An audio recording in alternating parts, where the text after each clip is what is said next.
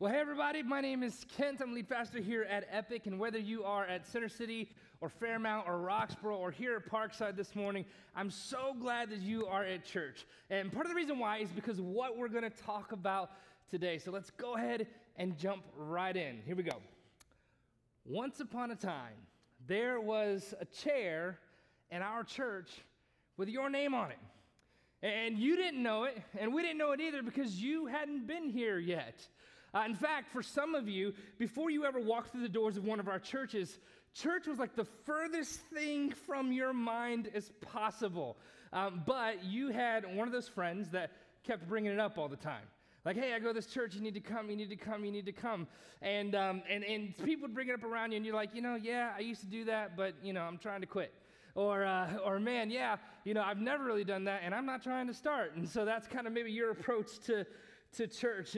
But you had one of those friends that was relentless. They just would not give up. And so maybe they were a coworker, maybe they were a family member, maybe they were just a friend, a boyfriend or girlfriend, but they were relentless. And they resorted to all kinds of tactics. They started to bribe you with stuff. They're like, listen, if you just come to church, we'll go to this amazing lunch and I'll pay. Tried to bribe you with food. They tried to tell you how handsome or how pretty all the girls are or how handsome all the guys are. And maybe if you come to church, you might leave with a number. I'm just saying, you should give it a shot.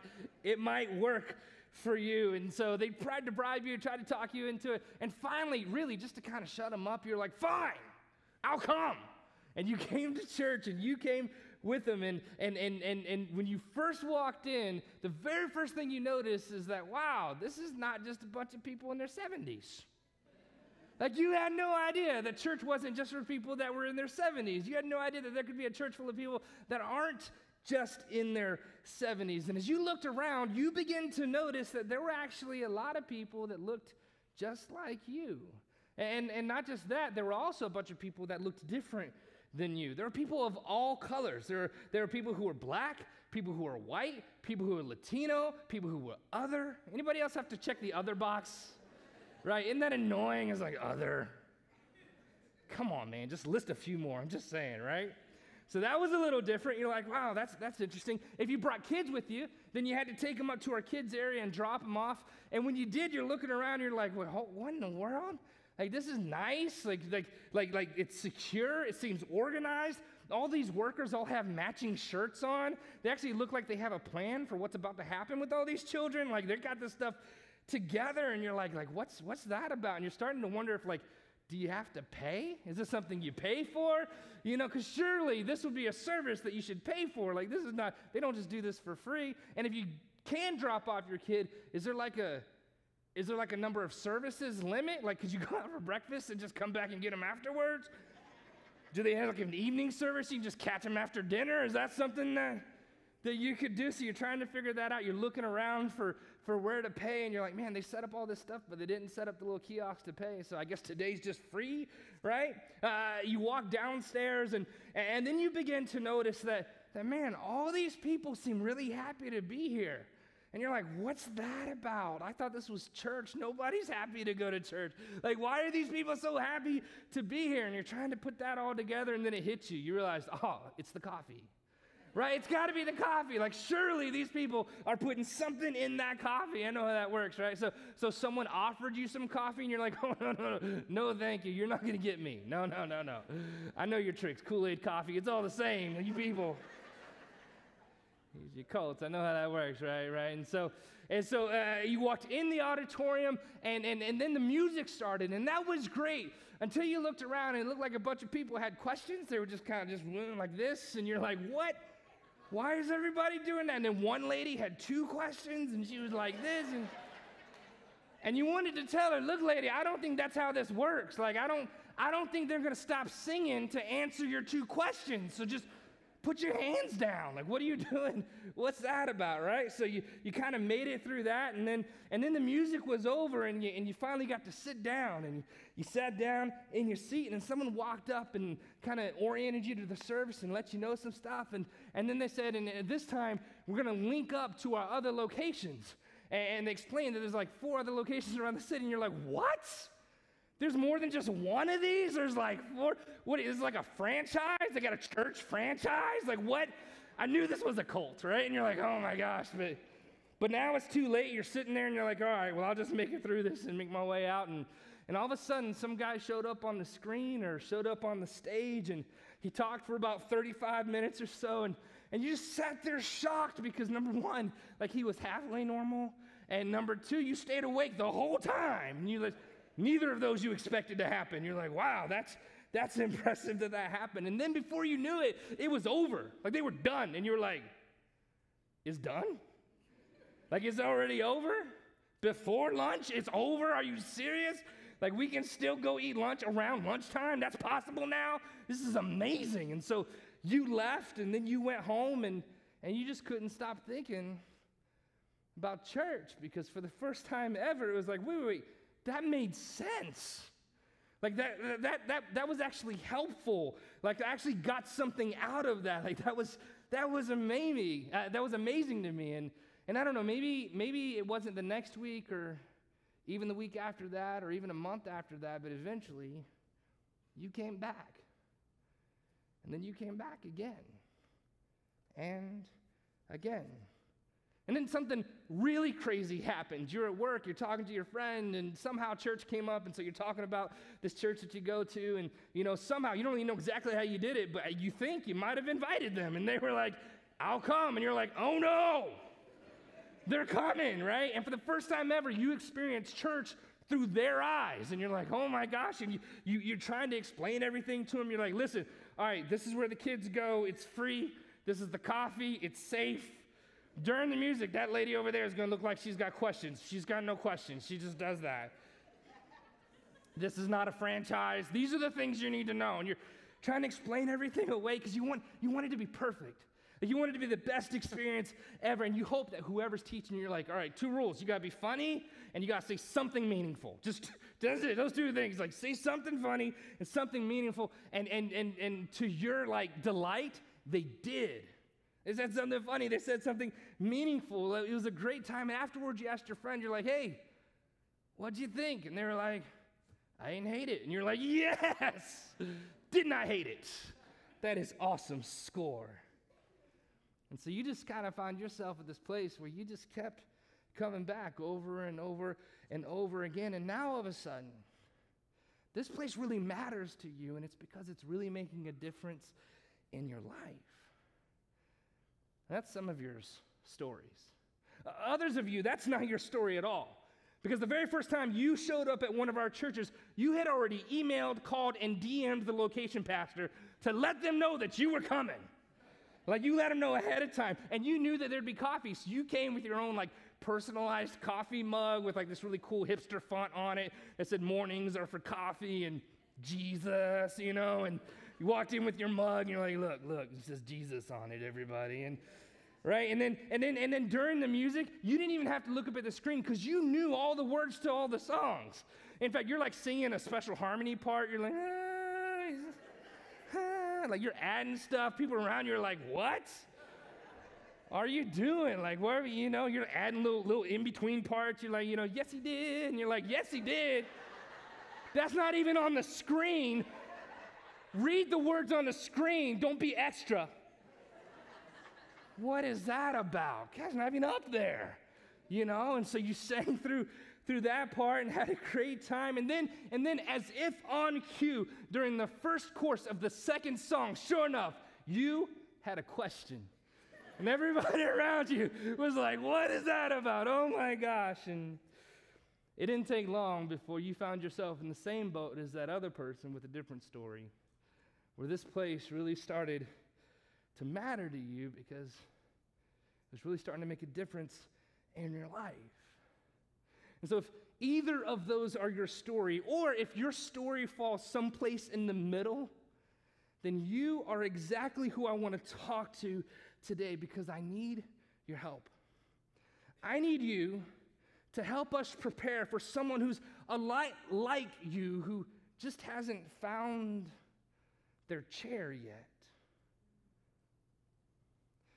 And they haven't found their chair because they're not here yet. And they're not here, but you need to know that they will be. Like they're coming. They will be here.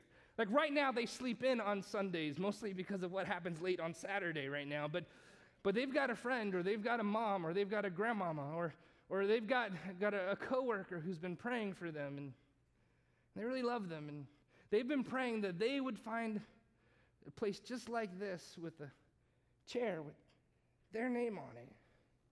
And one day, after getting tired of being asked to come with them, they're finally going to give in to all those invitations, and they're going to come, and they're going to give it one shot. Like many of you are just going to give it one shot. And when they come, we need to make sure that we're ready for them.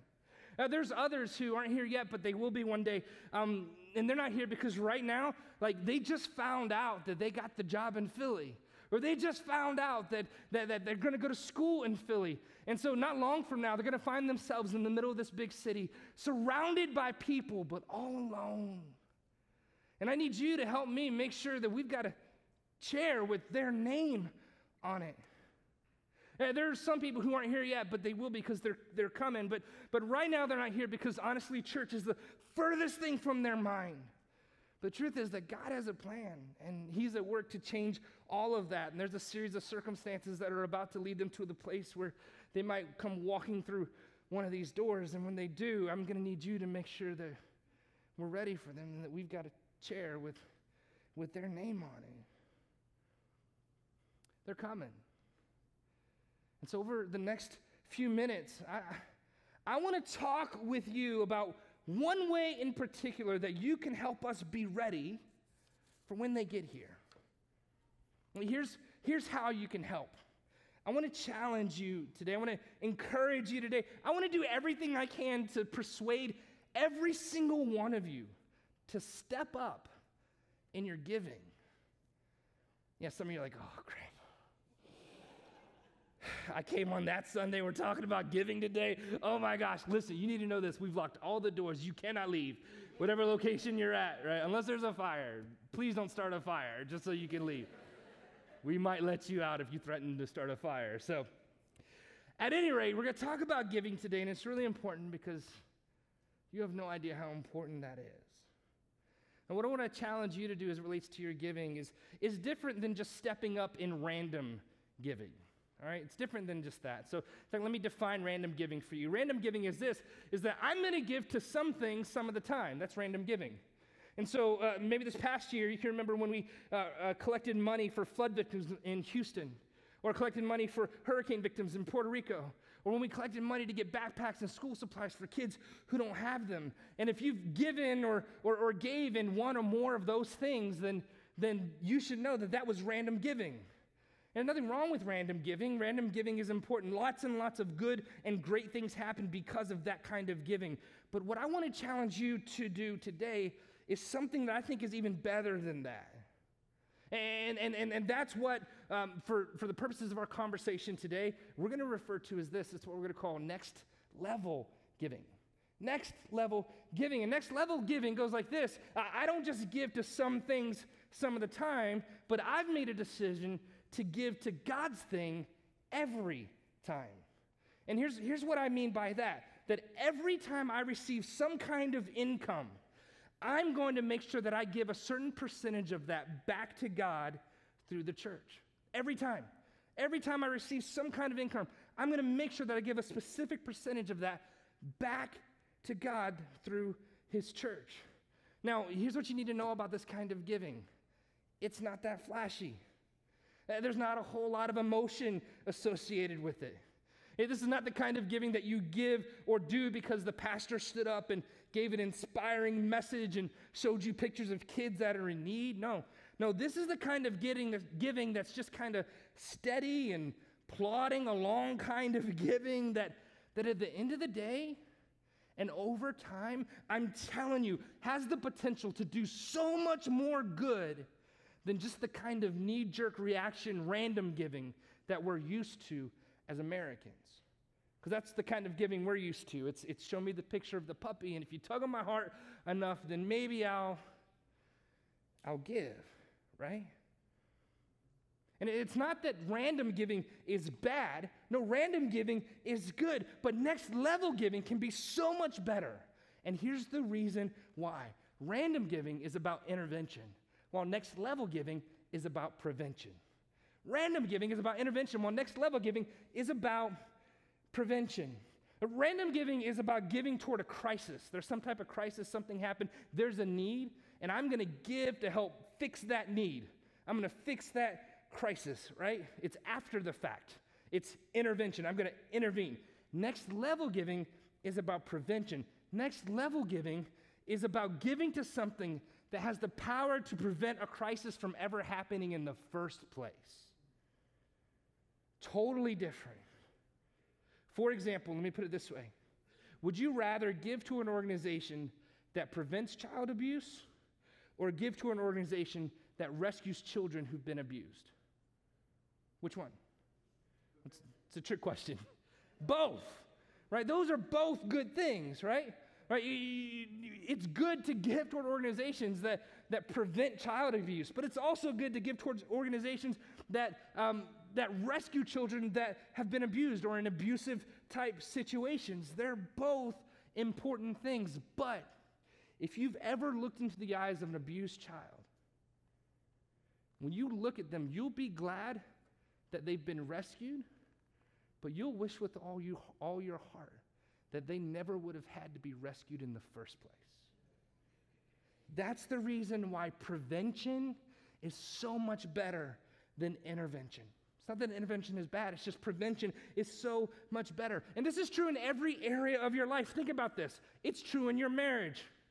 Like if you can do something to prevent a marriage problem, that's better than waiting for an intervention to fix a marriage problem, right? Come on, married people. That is true, right? It's true with your health. If you can do something to prevent a health problem, that's better than waiting until you need an intervention to fix the health problem.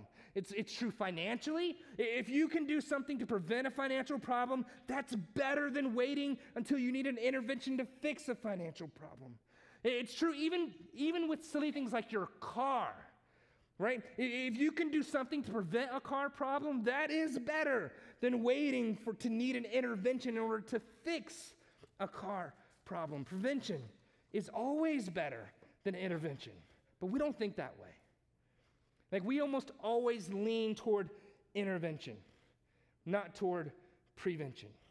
In our marriage, we wait and hope that the counselor is going to be able to fix it. As it relates to our health, we wait and hope that the doctor is going to have a pill that can fix it or a surgery that can fix it. As it relates to our cars, we wait and hope that the mechanic can fix it. Cheap, because we need it cheap. We need it fixed cheap. Come on, anybody else need it fixed cheap? I need it fixed cheap. I'm not trying to get it fixed expensive. I need it fixed cheap, right? And as it relates to our finances, we wait and hope that we win the lottery. It's like, oh, that'll fix it. If I could just win that lottery, we'd be all right. And so we naturally lean towards intervention, even though prevention is so much better. And truth is, we do the same thing with our giving. You see, random giving is for intervention.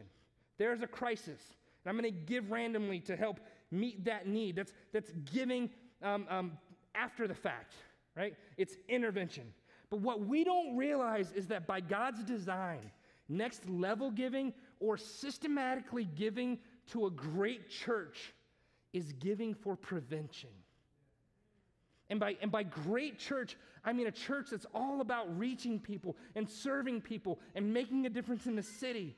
It's not about maintaining a little social club for church people. No, it's about creating a place where all people can have their lives changed by God. It's about creating a place where all people are taught to take the hope and life that they discover while they're sitting in their chair to all the rest of the people they rub shoulders with throughout the rest of the week. That's what it's about. Listen, you talk about prevention. Think about this.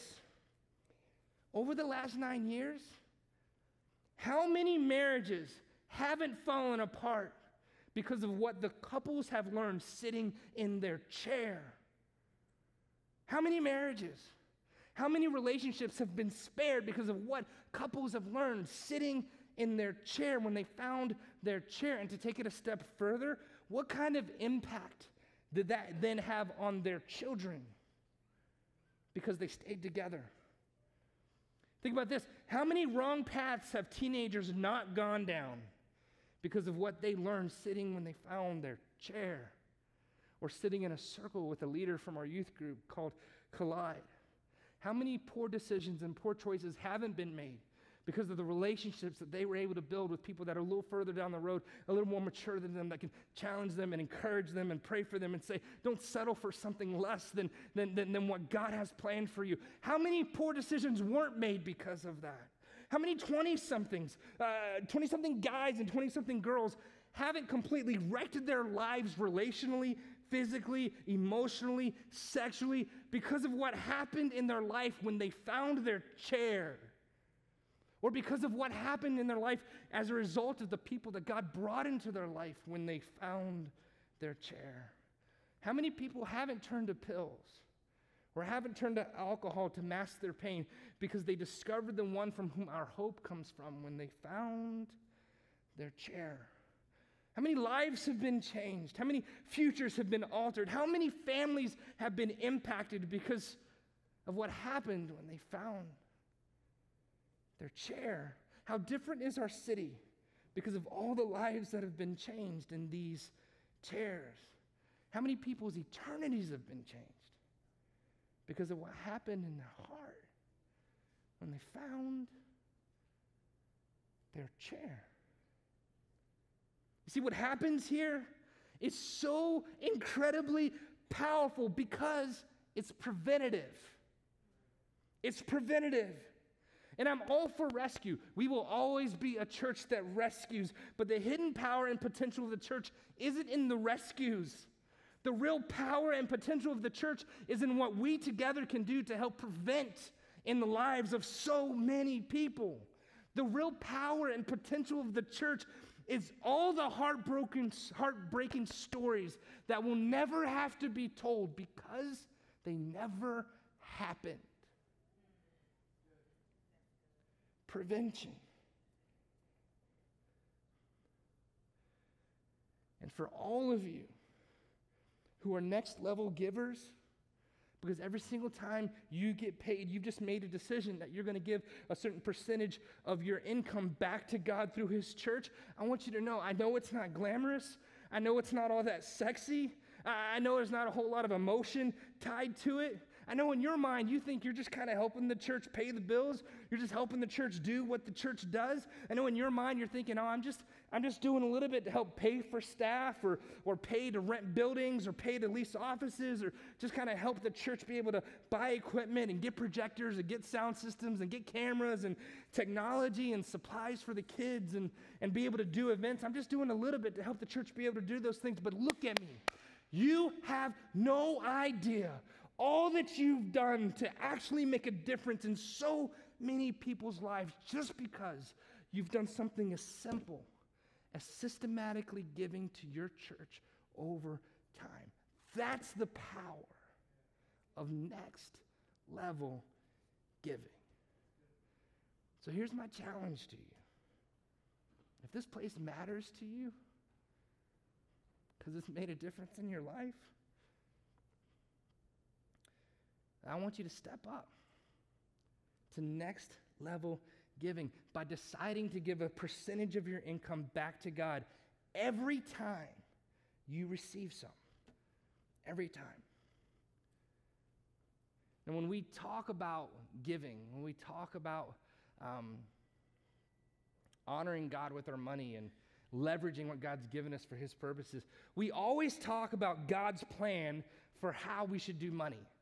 And it's pretty simple. I always give it to you like this. It's 3 words, right? Give, save, live. And here's essentially God's plan for how we should do our money. We should give first, save second, live on the rest. Give first, save second, live on the rest. We give first. When you give first, it honors God. When you save second, that builds wealth over time, right? You save second, it builds wealth over time. When you live on the rest, that teaches contentment. And all of those things are important. Now, here's what I know. Every single person in this auditorium and every single person at all of our locations this morning who is over the age of 30, every single one of us wish that we could go back to our 20s and do money this way. Every single one of us. Think about how different your life financially would be if you would have done money this way. Think about it. First of all, you would have given away a lot of money, which would have brought a lot of joy to your life because you've been able to do something really significant other than buy just another pair of Jordans. So that's one, right? And all the other stuff that you spent money on and you don't even know where it is anymore. Come on, right? Number two, your savings account would be fat right now. Come on, think about it. If you've been saving since you were in your 20s, you'd be like, what? Are you serious? This is awesome, right? It'd be amazing. And you'd be content because you would have mastered by now the art of living on less. Just living below your means, right? You wouldn't have near the financial stress you have, near the financial challenges, because you did money this way. You give first, you save second, and you live on the rest. Live on the rest. Now, God's plan for money, it's important for you to know that because I need you to know that talking about giving at church, it's not about trying to get something from you. This is about really wanting something for you. Man, I want you to win when it comes to how you manage your money. I want you to do great. I want you to be able to look at your bank account and be like, nailed it. Like, I want you to drop the mic and be like, boom, I'm killing that. And you can. God gives us a plan for that. It's give first, save second, and live on the rest. I want that for you. But talking about money in church is also about wanting something great for our city. It's about wanting something great for Philadelphia, right? So you see, let me explain this. This is going to be hard for many of you to believe, but the truth is that 75% of our church doesn't really do much to support our church financially. 75%. Like when I look at that number, first of all, it hurts my feelings. It's just like, oh, that is so sad. Like 75% of us don't do much to support our church financially. 75%, that's 3 out of 4 of us are just like, 3 out of 4 of us. And so that's a little, it hurts my feelings. Number 2, it's a little depressing. And let me tell you why it's depressing. It's depressing because I feel like I haven't done my job. Like as a pastor and as a leader, I've obviously not done a very good job because only 25% of us really believe in our vision and our mission enough to support it with our dollars. Like only 25% of us. That means that as a leader, somehow I've only managed to inspire and compel and really disciple because giving it's not a management issue, it's a heart issue. It's a spiritual issue. And so in so many ways, I look at this and I'm like, man, somehow I've only been able to inspire, compel, and really disciple, because if you're a follower of Jesus, that should affect how you do your money. I've been only able to disciple 1/4 of our church to the place that they'd be willing to put God ahead of their money. That's depressing. But it's not just depressing because if you think about it, it's also kind of amazing. And here's what I mean by that. When I think about how over the last 9 years, we've been able to do all that we've been able to do as a church. Are you kidding me? 4 locations, the kind of growth we've seen, as many people as we've interacted with and touched shoulders with and reached. We've been able to do everything we've been able to do as a church with just 25% horsepower? Are you kidding me? That's remarkable.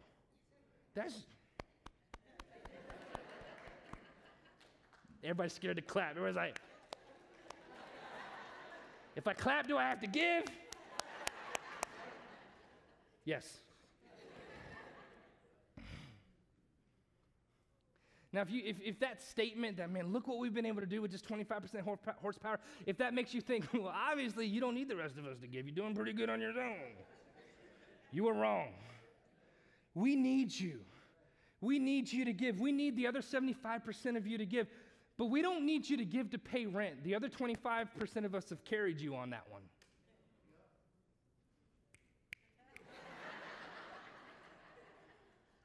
We don't need you to give so we can pay rent.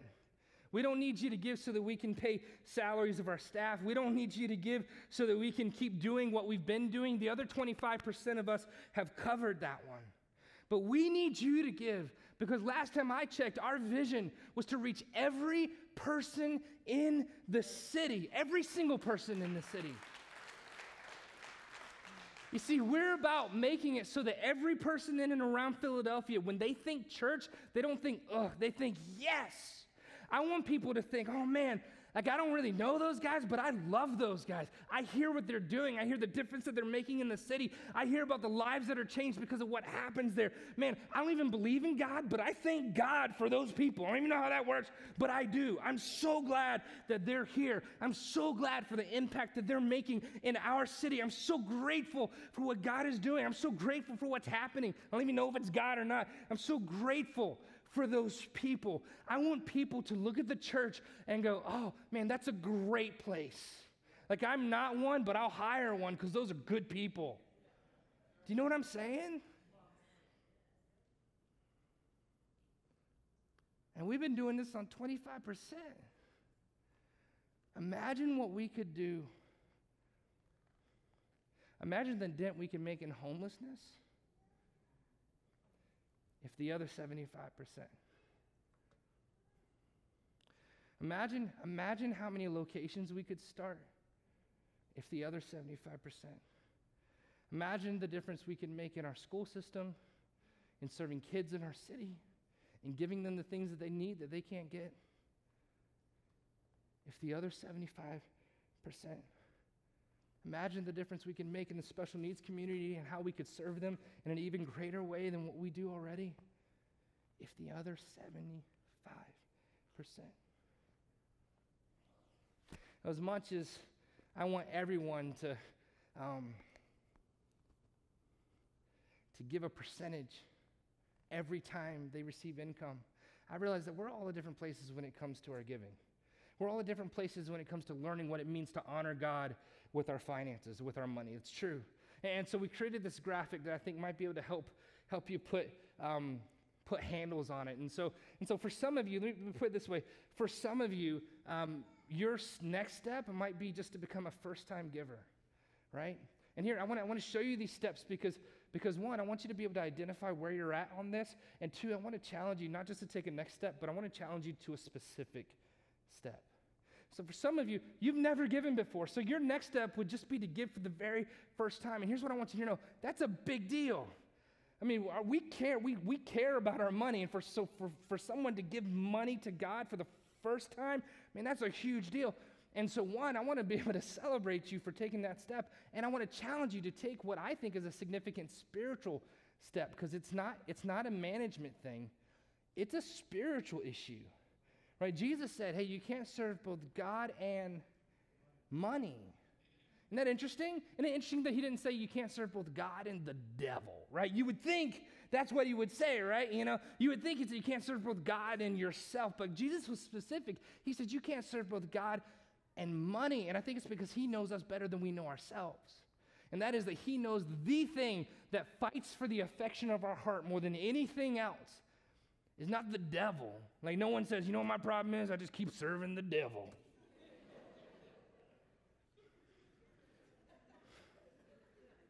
He knows the thing that fights for our heart the most.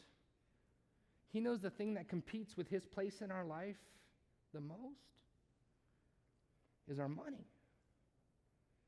So it says, you got to pick. It's not both and.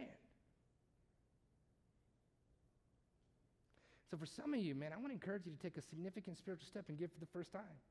Now, after someone gives for the first time, the next step is to give occasionally, right? And the occasional giver is someone who gives what? Occasionally. Nailed it. Way to go, Captain Obvious. Awesome. So the occasional giver gives occasionally. Now the good side of that is, you know, first, there's no real like amount that people give toward that. There's no real rhythm that people give occasionally, just kind of occasionally, haphazardly, whenever it happens. The good thing about that is that it is happening, it is moving in the right direction. The not so great part about giving occasionally is because if you do something occasionally, you'll never do it well. Never. You ever watch someone who just occasionally parallel parks? It's a disaster. It's just like, oh, look at them. Oh my gosh. Put this on YouTube. This is hilarious. Or they're just not good at it because they don't do it, right? Right? Or here's another one. Here's another thing about doing something occasionally. If you do something only occasionally, it never gets easier. Right? You ever go to the gym occasionally? Right? It's always hard. Every time. It never gets easier. Like every single time you got to psych yourself up. You got to pump yourself up. You're like, okay, I'm going to go. I know it's been 8 weeks, but I'm going to go again. And every time it's hard. Every time it's like, ugh. Giving's the same way. If you do it occasionally, every single time it's going to be like, ugh. I hate this. Right? You can't do it occasionally.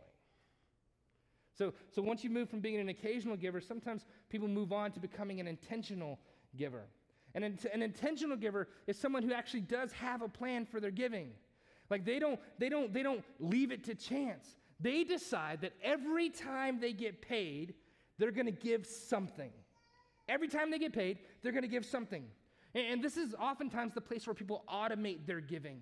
And that is they decide that they're going to give a certain amount, and they decide the frequency with which they're going to give that particular amount, and they set it up to happen automatically, right? And there's, through our website, you can do that, and even through your bank, you can do that. So you can set up automatic giving, and it happens. And here's what's great about that. Automation beats determination every time.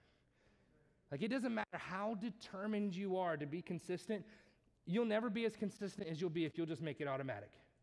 It's true. You just decide this amount, this often, that's what I do. And then you'll be intentional. Now, people move from being an intentional giver to being a percentage giver. And this is what I'm talking about when I talk about next level giving. Because a percentage giver is someone who's decided ahead of time that they're going to give God a significant percentage of their income every single time they get some. Like every time they receive income, they're going to give God a specific percentage every single time. And the question is, what percent? Like what percent should I give back to God? Well, the Old Testament teaches a thing called the tithe. And the tithe is just an ancient word that means tenth. And so in Old Testament times, it represented a tenth of your produce. You would give a tenth of your produce, or a tenth of your wheat, or a tenth of your flock, or a tenth of your grain, or a tenth of your corn, or a tenth of your silver, or a tenth of your gold. Now it represents a tenth of your income. So the Old Testament teaches the tithe. The New Testament teaches something beyond the tithe, which is generosity. And so here's what's interesting about that. Every time that Jesus referenced the Old Testament law in the New Testament, he always raised the bar. And so it's fair and it's safe to probably look at that and say, you know what? The Old Testament kind of standard was 10%. Jesus always raised the bar. So my guess would be that 10% is probably a safe place to start. That's probably a good place to start. Look at giving 10% back to God. Now, truth is, that said, there are some of us that have been blessed so much that 10% is like a speed bump. Like you wouldn't even miss that. And some of you are like, must be nice. I don't know who that is. But there's some people that, in the best way I could say, they've been afflicted with affluence. And so these are people that have been so blessed that really 10%, that doesn't represent any sacrifice for you. And so for you, maybe it should be 12 or 13 or 14 or 15 or maybe even 20% if that's the case that you're in. And which leads us to this final step, which is fully surrendered. Fully surrendered. Now, this is the person who says, you know what, God, what portion of my income do you want me to keep?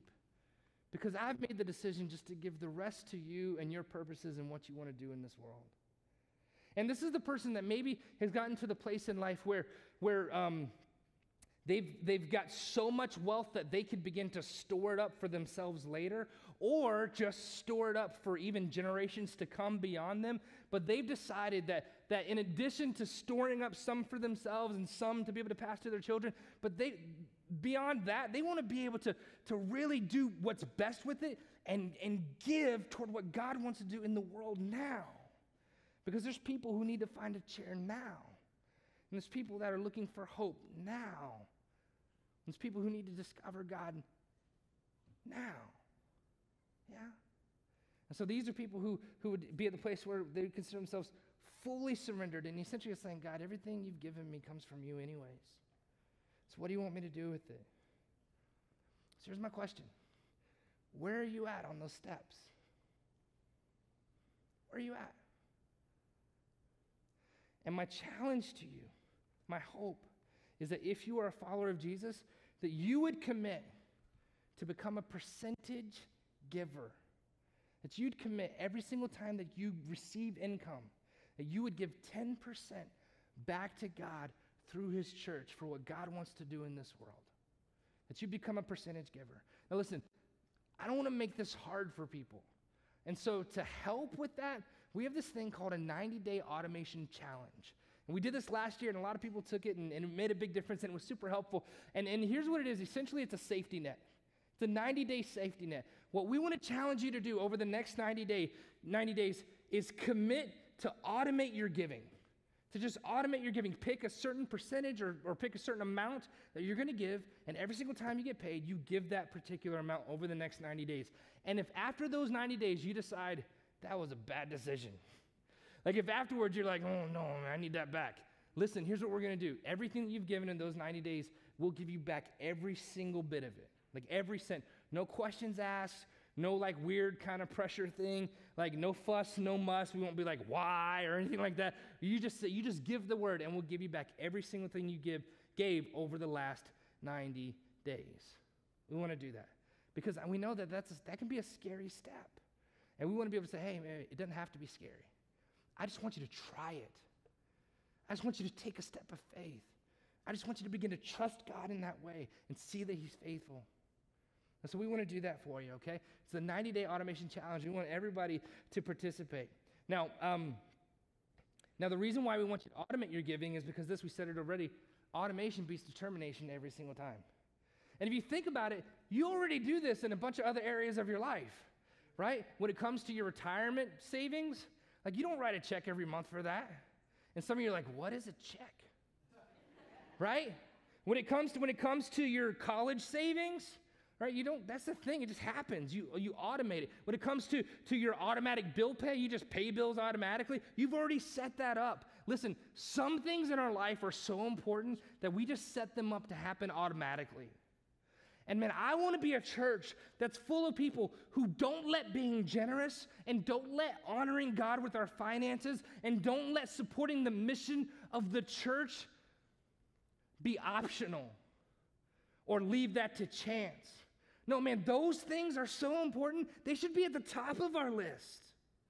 And so here's what I want you to do. You can automate any amount that you would like to give. But my challenge to you would be that you would shoot for 10%. To take that step of faith and shoot for 10%. Now listen, you also need to know this. I wouldn't ask you to do anything that I'm not willing to do myself. I wouldn't. In fact, all of our pastoral staff, we're all going to be taking the challenge with you. That said, you also need to know this. For Tiffany and I, giving 10% of our income over the next 90 days, that is not much of a challenge. And I'm not bragging. I'm just being honest, and here's why. We've given 10% plus of every penny we've made since before we were married. We've just always done that. We've just always done money that way. We've always given at least 10%. And so just to prove that I've got some skin in the game too, what we've been doing over the last several years is that whenever we kind of reevaluate our giving, because we don't want our giving just to be something that we don't even miss it. We want it to cost us something. There's a difference between giving someone a gift that's just extra for you and giving someone as a gift that costs you something. Do you know what I'm saying? And so I want the gift that we give to God, I want us to be like, we didn't go on a trip because we do this and it's worth it to us, right? And so what we do is we evaluate our giving and we've just raised the percentage over time. And so we went from 10 to 11, from 11 to 12, and so on. And I'm not going to tell you where we stopped. We just keep going. But we're going to do that in this challenge too. We're going to up our percentage for the next 90 days. We're going to take that together and we're going to do it with you because I want you to know that we've got skin in the game too. You know what I'm saying? And listen, every time we've given, we've always found joy. Every time we found joy. I want you to know the joy of being a next level giver. I've never looked at our giving at the end of the year and be like, I regret that. That's never happened. I'm always like, look what we've been able to do. We celebrate. I'm like, look, wow, you know? It's like this cool thing. So here's what I want you to do. If this is your church and you love it, I want you to pick a percentage, take the challenge, and automate your giving. Do that. Now, some of you are in a place where you've got a good bit of stress and worry as it relates to giving and just life because of debt. And here's something that we want to offer you. There's this thing called Financial Peace University where you learn about how to do money and how to snowball your debt so you can start to get rid of those things. And we offer that class every time we have a life group semester, so a couple times a year. And it actually costs money. And we don't get any of the money. It goes straight to Financial Peace University. But it costs $100. If you commit to take the automation challenge, you take that step. And if you want to learn how to deal with debt and do money better, and you want to take Financial Peace University, we'll pay for it for you. Like, we'll pay the $100, which gives you access to all the materials, gets you in the class, and it gives you a lifetime membership and access to all the stuff that's going to help you make wise choices with your money going forward. We'll pay that for you because I want you to know that this isn't about getting something from you. This is about wanting something for you. And so I want everybody to consider and then take a step to sign up on a connection card or sign up online for the 90-day automation challenge and see what God could do. All right? Now, some of you did this last year. Some of you, even before that, you're like Tiff and I. You've just always given 10%. And I want to say this to you. Thank you. Thank you for being faithful with what God's given you. Right? I want to say that. And then two, I also want to challenge you because you're in the same boat that Tiff and I are in where you maybe need to reevaluate and say, do we even miss this? Does this even cross our mind? Or does this represent a sacrifice for me? And maybe you need to up your percentage. So just reevaluate that if that's you, okay? In closing, you might be wondering this. What's the Bible got to say about all this stuff, preacher? You didn't use one verse. You are correct. We didn't use very many verses. And there's a reason why. I don't think we really need a verse for this. Now, if you do need a verse, I do want to let you know there is one. There's actually a bunch of them, but here's one in particular, and you can read it by yourself. 1 Corinthians chapter 16, verses 2-3. Paul, in these verses, lays a case or gives us a framework specifically giving clarity around how we should give to the church. He says we should have a plan to give back to God. He says we should give a percentage, and he says we should make our giving a priority. We should do it first. It's the first thing we do, not the last thing after we see if there's anything left over. No, it's the first thing that we do. So it's all there, so you can look up that verse for yourself. But I don't think we really need a verse. And here's why. I didn't want you to look at the verse and be like, see, that's what that says, and if you do this, then God's going to do that. Preachers do all kind of weird things when they talk about money, right? As I thought about this, I had all kinds of options. I could have gone all kinds of different directions with this. Here's option number one. I could have said this, listen, if you'll give God 1, he'll give you 10. I could have done that. If you give God 10, he'll give you 100. I could have done that. But listen, that's not even true.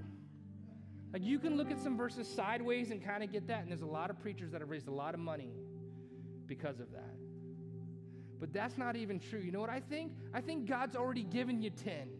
He's just trying to get the 1 back so he can do the work of the church here on this earth. He's already given you 100. Come on. Like, does he really have to give you 10 more? Are you serious? Not just that, he's already given us Jesus as the Savior of the world, forgive our sin and give us the hope of heaven. Does he have to give you 10 more bucks? And if any of those preachers really believed that, you know what they'd be doing? Every day they'd be giving away all of their dollars, but they don't. Because they'd be like, I give away all my dollars. God's going to give me 10. Come on. So that was option 1. I didn't do that because it's not true. Option 2, I could have said, man, if you'll give, then you'll have treasure in heaven. And that's absolutely true. That's in the scripture. We see that. But that's not what this is about. I could have said this. I could have said, well, the Bible says it. I believe it. That settles it. And it's true. The Bible does say it. Irregardless of whether we believe it or not, it still settles it. But that's not what this is about either. I could have said, man, if you'll give or invest in God's kingdom, then that invites God to invest in your kingdom. In other words, if you would trust him with your money, then that invites God to be involved in the area of your finances. And that is absolutely true too. The scripture is very clear about that. But I didn't want to go there because I didn't want this to be if you do this, then God will do this. And like he's some kind of gumball machine. Right? I could have done this. I could have been like, friends, things are hard at the church. We're not going to be able to give coffee anymore. You have to bring your own coffee. I could have said things are so bad we have to let some staff go, and I could have brought the staff up. I could have brought Coop up. Could have brought Coop and his fiance up and just said, "Do you like Coop? This is Coop's last day. Unless you give in this offering, friends." But I didn't do that because that's not true. Very good.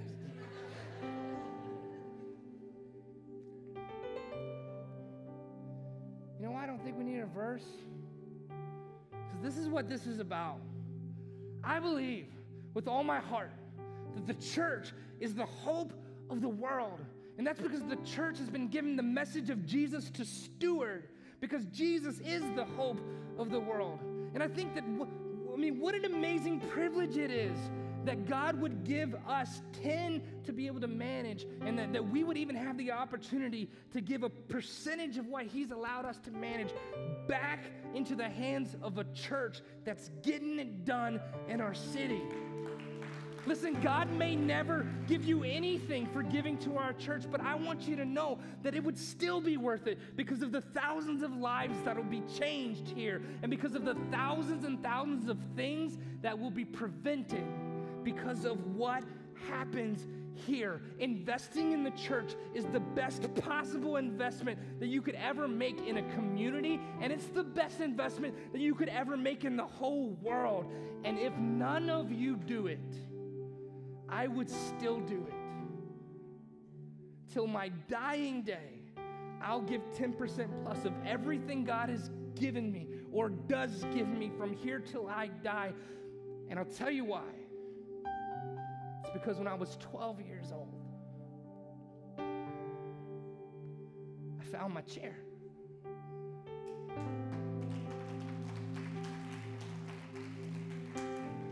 And when I contemplate and think about my propensity toward evil and sin and wrongdoing, and treating others poorly and selfishness, I think about like my natural tendency toward those things. And if I were to go back in my life and extract all the goodness that God brought into my life because I found a chair, extract all the people that God brought into my life to speak words of truth and wisdom into my life, if I were to go back and extract all the truth that I learned sitting in a chair, if I were to go back and extract like all the positive things I were taught about God and faith and hope and life, and not settling for something less than what God has for me, and giving my life away for something cheaper than what God has planned, and not knowing what I have to lose, and giving up my family for some girl, or giving up my future for some tryst, or if I take all that stuff that I learned when I found my seat when I was 12, take away the influence of all the people God brought in my life because I sat in that chair, there's no telling where I'd be today. There's just no telling. It scares me. I am so thankful that when I was 12, a group of people who probably didn't have it to give gave sacrificially a percentage of their income to build a church where there was a chair with my name on it. So if you don't, I still will. Right? it's not just for me, but I'll still give for every person in the city because they are worth it. Amen?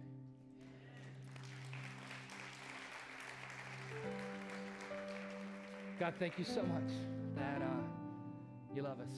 You've called us to greater things. Give us wisdom to know what to do with what we heard, the courage to do it. In Jesus' name.